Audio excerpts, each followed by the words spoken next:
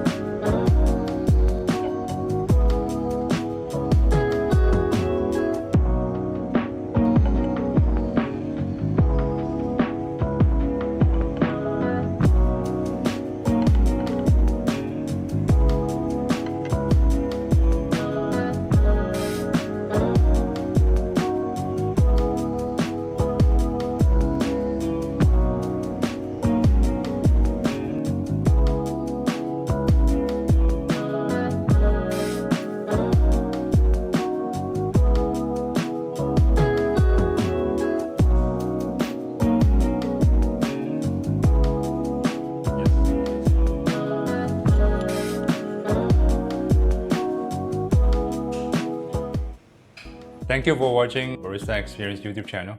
See you guys next time.